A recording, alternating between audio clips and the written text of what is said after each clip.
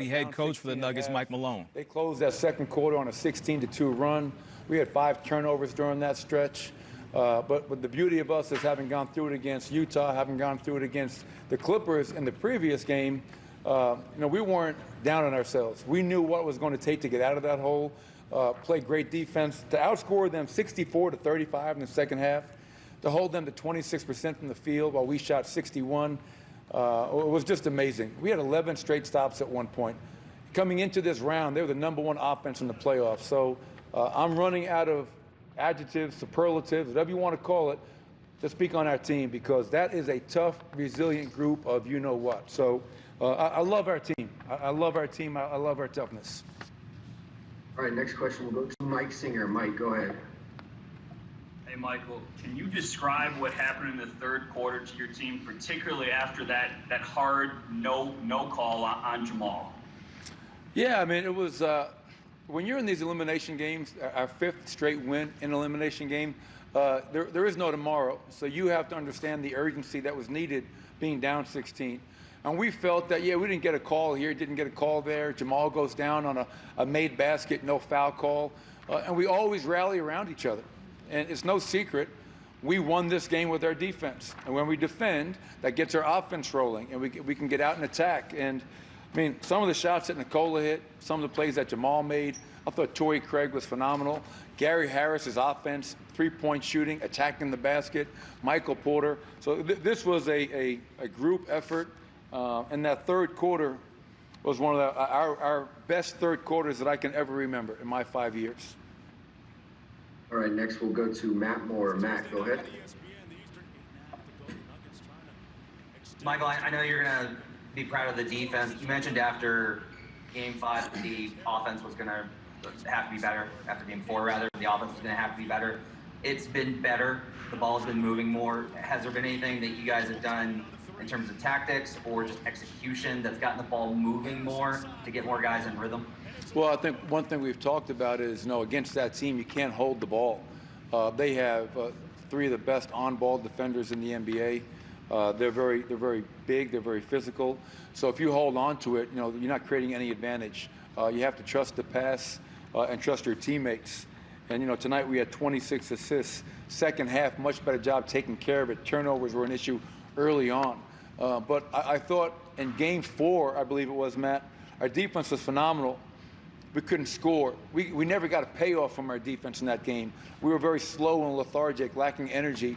I thought in game number 5 and tonight in game number 6, our defense was great, and we did have the energy to get out and run and attack and look to attack the early mismatches, whatever it may be. So we've just really talked about more energy, more ball movement, more body movement, and be a lot harder to guard, and the guys have done that, as well as shooting one-legged fadeaways. Next, we'll go to Tim Reynolds, who is there. Tim, go ahead. I'm sure you work on the one-legged fadeaway. Yeah, I'm the one-legged shooting coach. That's perfect. I know you said you've run well on superlatives, but here's hoping you can dig deep and find a couple. Everyone here talks about beating the bubble. Like, you're 2,000 miles from home. You haven't seen your families in 2 months. The human condition says at some point you let go of the road. What is it about this team that just, when the numbers say this game is over, you guys, it's instantaneous, but you guys find your best stride in those moments. What is it about this group that does that? It's I get that question a lot, and I'm not really sure what it is. I think what it comes down to, Tim, is it's an inner belief, an inner confidence. We started off training camp back in September in Colorado Springs talking about winning a championship. And we still have those same goals. Like we've never lost sight of that. 4 months during the hiatus, coming back into the bubble, trying to get healthy. We've always felt that we were good enough. No one else does, but we don't care about it. We don't listen to the noise. We've always had this internal belief in ourselves and our collective group that we're good enough to win a championship.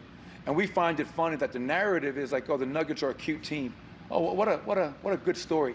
We were second in the West last year. We were 1 possession away from going to the Western Conference Finals. Most of this year, we were the #2 seed in the West. All right, and until after the All-Star break, we lost hold of that. So I think it comes down to just a tremendous belief and confidence in who we are, what we're about, and what we're trying to accomplish. And we have work to do. We're not satisfied yet. All right, next we'll go to Nick Kosmider. Nick, go ahead. Oh, blast from the past.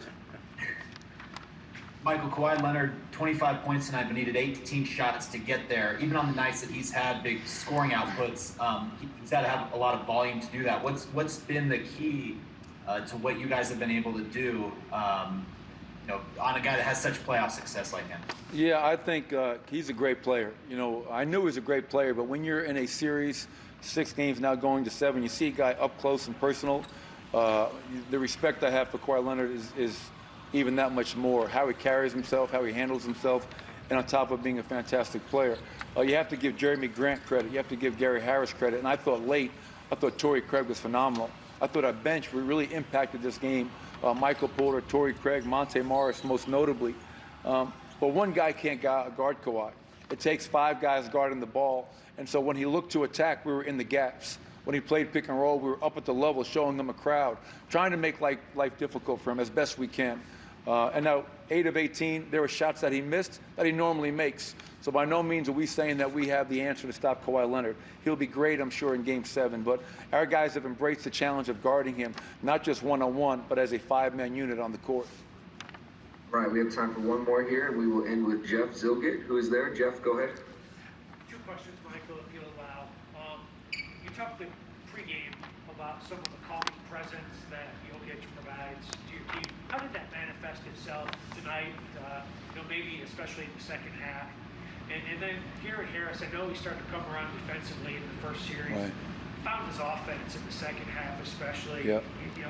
What does that do for you guys when Gary starts getting going? Well, the second question first. When Gary finds his offense like that, we become that much harder to guard. And what I mean by that is when you watch the Clippers defend us, they're double teaming Nikola everywhere he is. A lot of times with Jamal Murray and pick and rolls, they're looking to blitz him. So anytime they put 2 on Nikola, they put 2 on Jamal, that means there's an open man somewhere.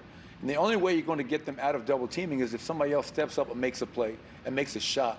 And in Game 2, our first win against them, Gary Harris hit 3 threes in the fourth quarter, allowed us to get that win. Tonight, I love Gary's attack mentality. He tried to get to the rim, tried to dunk it, but then he had no hesitation on his jump shot. We took our time getting him back, allowed him to get healthy, get confidence back. And you're right, Utah was more the defense. Tonight in this series, it's been both ends of the floor, and that's why we love Gary, because that's what he brings to the table.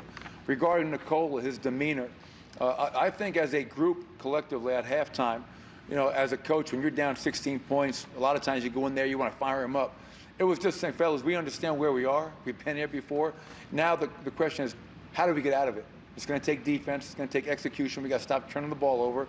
But Nikola's a guy that he never gets rattled. He never looks desperate. There's no, he looks like he's losing his poise. Now everybody else does. He's just a picture of calmness, steadiness, as I mentioned prior to the game. And then he puts the team on his back and makes some of the plays that he makes. I love, my favorite part about Nikola Jokic, he doesn't get really excited too often. But when we went on that run and we were getting stops and they were calling timeout and we got more stops and they called another timeout and we were making the right play, the ball was flying. When I see Nikola emotional and yelling and screaming and pounding his chest, I know we're in a good place. And I saw that tonight, and that's always fun to see. We're embracing this. We're enjoying the journey. This is a great moment for us, but we have a lot of work to do, as I mentioned. All right, Coach, we appreciate it. Thank you. Appreciate it. Thanks, everybody.